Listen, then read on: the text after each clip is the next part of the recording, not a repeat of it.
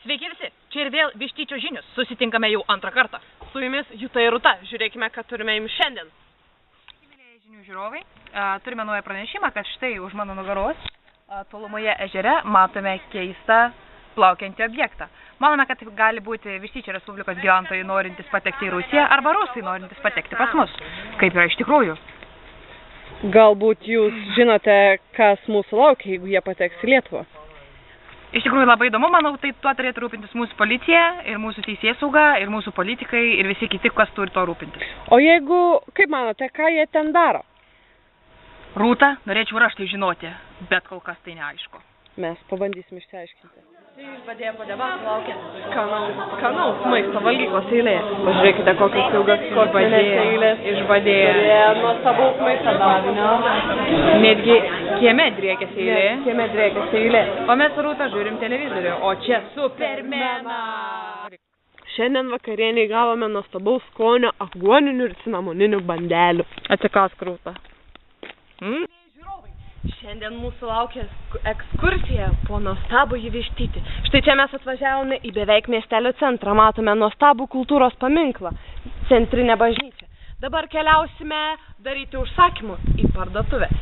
Ir žiūrėsime, kaip seksis mums rasti visko, ko reikia parduotuvėje. Stebėsime, kokie nuostabūs kultūriniai renginiai čia vyksta. Bandysime ieškoti kultūros rūmų ir tikėsime rasti Picasso koncertą artimiausiamis dienomis. Taigi, o Vištytis iš tikrųjų yra milžiniškas miestas. Čia yra netgi reklamų kabančių ant stulpų, kas šiaip yra vyrauja didmiesčiuose. Ir kągi, tikrai nuostabus miestas. Mes turime nuostabią alėją su lempomis. Su lempomis. Alėja su lempomis. Na ką, iš tiesų, Rūta, koks tavo pirmasis toks įspūdis apie Vištytį? Mano pirmasis įspūdis apie Vištytį, kad tai yra labai rami vietovė, atsipalaiduoti, relaksuotis, beveik kaip Vištytis, kaip Lietuvos druskininkai, taip Vištytis yra Vištyčio Respublikos Vištytis. Gerai, o dabar palaikyk savo daiktus. Žurnalistinė nuotrauka. Vištytyje. Mėlėjai, prieš jūsų akis konkurencija Vištytėje. Štai matome maisto prekių parduotuvę. Ir dar vieną maisto prekių parduotuvę. Taigi, mėlėjai, esame prie Vištyčio seniūnijos. Dabar yra plus 31 laipsnis karščio. Ir štai stovi Rūta su didžiuliu maišu pirkiniu. Aš tai irgi turiu maišą pirkinių. Kągi, žengėme į kitą parduotuvę, nes Vištytį yra netgi 3 parduotuvės. Štai čia, mėlėjai, mes jau apsipirkome. Pažiūrėkime, kokių prekių mes turime. Turime ledų, čipsų, spraitų, jogurtų, visokių kitokių kenksmingų maisto medžiagų. Paskui turime labai kukurūzų, mes turime trapučių, turime čipsų, turime daug vandens iš ežero ir kitų skanių gerybių. Žiūrėsime, kaip mums pasiseks gauti pinigus už šitas gerybės. Tikiuosi, kad labai nepyksta, jog jos truputėlį pabrango. Čia ir vėl Vištyčio žinios. Atsitiko baisus dalykas, iš vadovės Dianos kišenės dingo 500 Vištyčio. Mes puolame į žurnalistinį tyrimą išsiaiškinti, kasgi pavogė tos pinigus, nors šiaip čia yra teismų darbas. Dabar mes skubame pakalbinti mūsų policininką Karolį apie tai, kasgi laukia nusikaltėlio ir kaip apskritai bus vykdomas šis procesas. Karoli? Sveiki, žinių žiūrovai. Čia policininkas Karolis. Sveikas, Karoli. Sveiki. Taigi, mūsų žiūrovai jau susipažino su situacija, kad iš Dianos dingo 500 litų. Ką manai apie šią situaciją, Karoli? Manau, kad ši situacija yra labai sudėtinga, nes vagis, nežinia kas vagis, bet manau, vagis bus surastas. Taip, ir kokiu priemonių imsis būtent policija Vištyčio, kad būtų vagis sugautas? Nu, manau, turiu bendrą darbę, taigi mes su ja pasitarsime ir imsimės kažkokių nors priemonių. Ir bausite žiauriai? Taip, labai žiauriai. Kokios bausmės laukia nusikaltėlio? Tai žinoma, pinigų grąžinimas. Su procentais ar be? Ar ir pridėjus teismo išlaidas? Ir pridėjus teismo išlaidas dar su procentais, tai va.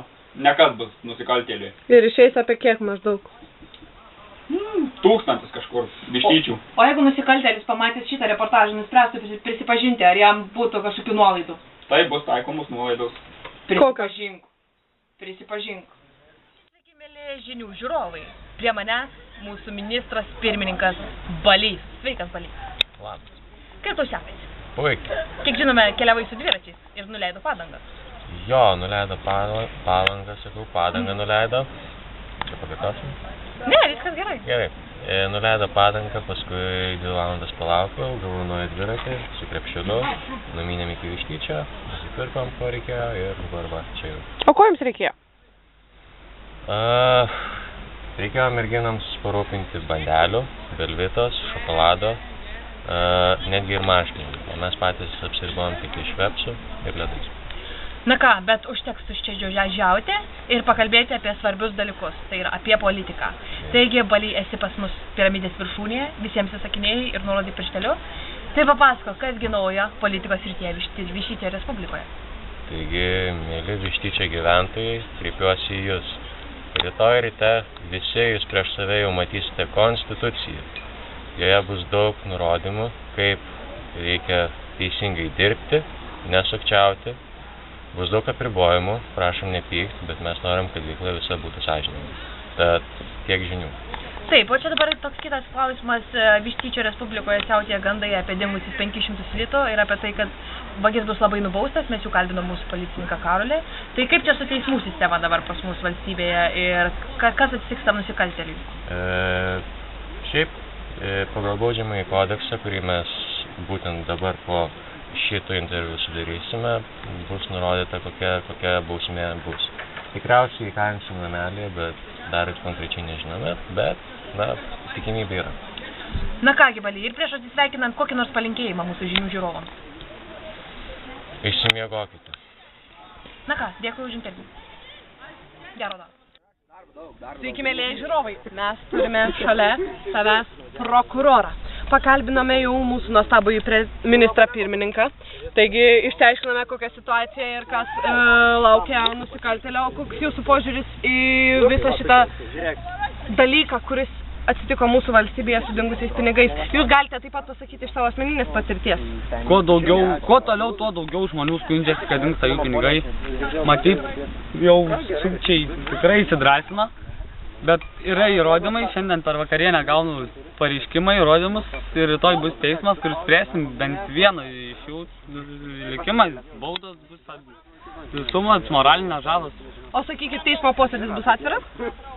Čia dar nuspręsim su politikais, teisingumo ministru, žiūrėsim dar. O sakykite, ar žurnalistai gaus išskirtinę teisę išgirsti pirmieji nuosprendžius? Žiūrėsim, kas kaip norės, ar ko klausinės, kas norės atskleis, kas norės, ne. Na, dėkui. O, dar vienas klausimas, galbūt atsirado jūsų pinigai? Jūs sakės bedarbis Karolis. Sveikas, Karoli. Labdien. Kaip sekasi? Normaliai, žinok. Kaip tavo gyvenimas verda čia Vištytyje? Ar galbūt gauni kokių nors pasiūlymų? Žinokit, labai daug pasiūlymų, labai daug kam reikia bedarbio paslaugų. Aš nežinau net kaip taip gaunasi. Aš tiesiog kaip laisvai samdomas darbuotojas čia esu. Tiesiog visiems reikia žinių, visiems reikia paslaugų. Kiek pinigų tu užsidirbai jau? Žinokit, 20. 20 ir ką tu atlikai? Aš nieko. Tai kaip čia? Tai bedarbio duona visai neblogai kramtosi žiūri. Žinokit, puikiai, bet sodras ne. Čia toks. Na nieko, Karoli, tau didžiausias ištvermės, bedarbio būti nėra lengva, bet, kaip matom, tu sugebi. Gerai, ačiū. Atsibodo maudžianti nugarą, skaudantis petys, gerintis sprandas, ne bėda.